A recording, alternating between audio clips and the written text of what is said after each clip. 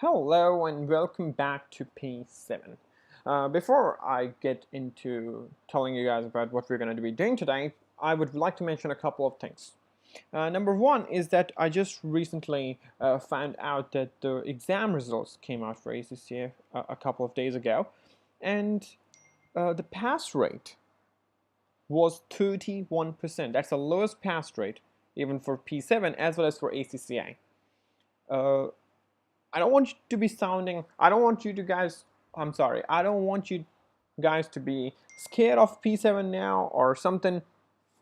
It's just that I want you guys to be ready. It's not a difficult paper.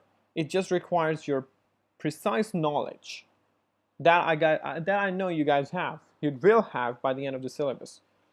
I hope you guys are familiar with this routine that we are following. It's a couple of lectures per week. I hope we can complete it as soon as possible. And secondly, before I get into this topic, I would like to tell you that a few of my students came to me and they've told me that I'm teaching a lot in detail. Some people find it interesting, some people find it annoying, but they would like me to, maybe slow down on that part. They want me to be a bit more brief. They want me to record the lectures a bit shorter because they might have studied this previously, or they've already had a chance to do P7. They were not very lucky to talk about this before. So anyway, now I'm going to try and make sure that whatever I'm going to teach you guys now will be shorter in length. All right, it won't be a lot more detailed. I'll try to give less examples, and I'll try to be more efficient with my time. Anyway, we've talked about international regulatory framework, we've talked about money laundering, we've talked about laws and regulations, we talked about something that's really awesome, that's code of ethics and for professional accountants, and now we're talking about fraud and error. Now let's see what fraud and error is. We always talk about fraud, what's a fraud, but we never got a chance to, see that in real life. Like, how would you know if it's fraud? Now, fraud is an intentional act. There's error, there's fraud. Now, error means that it's unintentional, okay? Intentional is fraud. It's an act of dishonesty or an illegal activity that makes you to take advantage of the company you're working with or something else, okay? Now, fraud is an intentional act. Error is unintentional misstatement. Now, there are three types of frauds. Corruption. Now, corruption, as one very smart lady said, it's not even someone I have the name for, but she asked me, I was asking her about our country. I'm basically from Pakistan, and I was asking her what she felt about this country, and she came to me and said, she asked me, okay, tell me, what do you call those people who cheat in politics? And I said, corruption. She said, yeah, that's what I think of your country. You guys are very famous in corruption. Quite sad, to be honest, but that's the meaning of corruption. When your politicians do wrong things in the politics. Simple as that. That's corruption. That corruption could be done anywhere, but majorly it's known for in politics. Misappropriation of assets. Financial statement fraud. Now, financial statement fraud is called window dressing and all that kind of stuff. I don't want to get into more details of this, but if you have any problems, you know where to find me.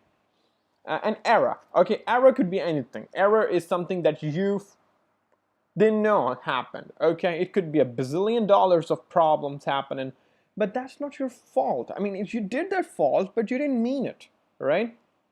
It's like self-defense, right? You didn't mean it. You didn't want to kill the person. You just pushed him because he was trying to kill you and he fell off a cliff. Your fault? I hardly think so. But, okay, it's very debatable. It depends, okay? It depends on the person. That's the reason we have ethics. We don't want to do fraud. We want to have errors. We are not perfect. We can make mistakes. Now, a mistake is gathered from financial statement prepare. I hope you can read this. This is not a big deal. Irregularity is an intentional misstatement to mislead users. Now, that's irregularity. How do you find irregularity? I'm sorry, my tongue is twitching. Irregularity means that you say in your director's report that the company is making a lot of money, or you say that you are buying a lot of assets, but instead you have just sold some assets, or maybe you have leased some asset. Now that's irregularity, guys. Now irregularity means that you say something on one side and then you say something else on the other side. It's not tying up together. You know, a lot of people, or a lot of religious people, for Christianity or Islam and other religions, they try to find irregularities in the religious books and say, hey, look, one time your God is saying this and the other time your God is saying that. I'm not trying to pinpoint anything. I'm just saying that's what I felt like when I've talked to people of a different religion. I found out they really would target these kind of things, and that's sometimes can be very annoying. Because they don't know what they're talking about, right? Having said that, I'm just going to move on. Before I move on, I would like to remind you guys to do the quiz over here. It's beautiful. I'm just going to open it for you to show you how it looks. There you go. See, this is good. See, that's the intentional act involving the use of description to obtain an unjust or illegal advantage. Is it irregularity? Is it fraud? I just told you. I want you guys to do this. There are 6 questions. Now, this is not going to help you in the exam very much because it's not a written exam. It's written kind of sort of a question, but this is really going to help you with your knowledge. You know, it's going to help you a lot. So trust me on this. Try to do these questions. They're really good. Richard Clark is the person who did this, and he is a brilliant man. Moving on to exam. Now, exam is basically where you get the exam questions. I've told this before. I'm sorry. I just shouldn't have done that. And now you see there's explain fraudulent financial reporting, the 4 marks for this, and this is where you can reveal your answer. And I would rather have you guys write it, and you can just show it to me. I can check it for you guys as well. Anyway, moving on to management and auditor responsibility. Now, I'm basically an auditor myself, and what I find very interesting here is that when we are preparing an audit report, we always have management responsibility paragraph and we have an auditor responsibility paragraph. I would love to give you guys an example of that. If anyone is interested, just text me. I will give you an example of what it looks like to have these paragraphs, management responsibilities and auditor responsibilities, in an audit report, in a real audit report. That's basically in Southeast Asia. It depends on where you are. It will be different, but for us, it's a totally different story. So, yeah. Now, these are to safeguard and avoid any fraud and error. Now, this is management responsibility to remove or avoid at least fraud and error from internal controls. Okay, internal audit is responsible mostly for monitoring and implementing these kind of controls. Okay, now auditor responsibility is only to, if fraud and material misstatement, the auditor is responsible for detecting it. Now, you just have to detect it. You don't have to fix it. You just have to detect it. You find a mistake. You don't fix it by yourself. You give it to the management. Okay. What do you do in the planning? Okay, I think this is fairly straightforward. If you have problems, just let me know. Like I just reminded myself, I have to be very brief. I don't have to give a lot of examples because you guys have already studied F8, you guys have studied P2, P3. So I really think I'm just challenging you guys to be more patient with me. So I'm just going to stop here, okay? Now, if fraud is discovered, what do? You report it to the audit committee, right? Or you give it to the highest level of management if not involved in the fraud, if they are not involved in the fraud. Now, example for Enron.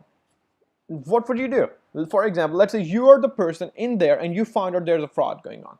What are you going to do? Okay, let's say there's no audit committee. Let's say the audit committee is involved in themselves. You go to the highest level of management, but wait, the directors are involved. What are you going to do? Damn it, I'm done. But no, wait, they're shareholders, and if there's any fraud involved, the senior management would get into it, right? Fair enough. So you have to just tell your shareholders about it. Investigating misstatements. Now, this is not difficult. Now, if a misstatement is discovered, the audit impact needs to be considered. Now, what's the audit impact? Looking at the circumstances of the offense, what type of problem there was, what did you do? You have to gather the information about the financial statement's effect. If it's material, you need to have additional procedures that are supposed to be carried out, and communicate with those charged with governance. One of my favorite phrases in P7, those charged with governance. How cool does that sound? You know who they are? Like the audit committee, the senior management and stuff like that. But this, seriously, this sounds very cool. You know, who are you going to talk to? I'm going to talk to who? I'm going to talk to those who are charged with governance. Come on, that's one of the coolest things you'll be ever called. Like, when I get old, I want to be an NED for a company, non-executive director for a company, just to be called those charged with governance. I'm not even kidding. It's a dream. Anyway, I'm gonna move on. And reporting fraud and error. For example, let's say you found fraud. Okay, you found a fraud. Now, must be reported to the management or the committee ASAP. Now, okay. What about reporting to shareholders? You will include two types of paragraph. I will cover this very much in detail in the reporting section, but let me tell you, there are two types of paragraph that you can include in your audit report. You can modify your audit report. Okay, you wanted to qualify it, you have to modify it. Now, modification of an audit report means that you will have either of one paragraph. It's an other matter paragraph that's not very serious. It's just the other matter paragraph stating that, you know, there's something happened. You might want to have a look at that. Or there's an emphasis of matter. You'll say, please look. No, of course you won't like, please look at point 8, the notes to the financial statement 8.4. No, you won't say that, but I'm just saying, okay? Just bear with me. Now, you'll have a paragraph. You'll have a paragraph included. Okay. What's if it's in public interest? For example, let's say you were an auditor. You were alive during the time of unjust. Oh, how many years? 30 years ago. 30 years ago. Or 35 years ago. You were alive at that time. You were an auditor in Colombia. Okay. And a lot of people would have known this guy now because of the Netflix series called Narcos. No, one of my favorite drug dealers, and I, for some reason, just blanked out by his name. Pablo Escobar. Pablo Escobar, yes. Now, let's say you're an auditor who's auditing Pablo Escobar. Do you think you have to report his income or whatever the hell you found out from his place to the public? Do you think it's in public interest? Yes, of course. Now, you are that person. You have to report it to the regulator. Or you have to report it to the public. You have to report it somehow, go public. Have a press conference. Do whatever you have to do. Just make sure it's public, okay? As you guys can see, there's always an exam question here. This topic is important. It always comes near to a reporting, okay? So whenever you get a reporting question, they might just add a chunk of 4 marks of questions. They'll just squeeze in there. So, you know, just look out for that, okay? Now, audit team members should discuss the risk of fraud and planning at stage 1. Now, before you guys even start the audit, you have to make sure you talk about it. You discuss it. Okay, what about the fraud? What about the risk of this company involving in fraud? Well, the risk is high. This company belongs to the Prime Minister of Pakistan. There's a problem. That's the problem itself. If that company belongs to a very important political party, they are doing some funny business, okay? Especially when you're from Pakistan, you obviously are doing funny business all the time. There are further procedures that might be taken into account, like asking the management what their assessment of risk is, and I think this is something you can fairly easily understand. So I'm just going to skip forward. I'm not going to read it through. And having said that, as you guys can see, this is B2 finished, and there's B3 that we're supposed to do next time. So until next time, guys, thank you very much, and I hope I will see you guys soon enough. Take care, and bye-bye.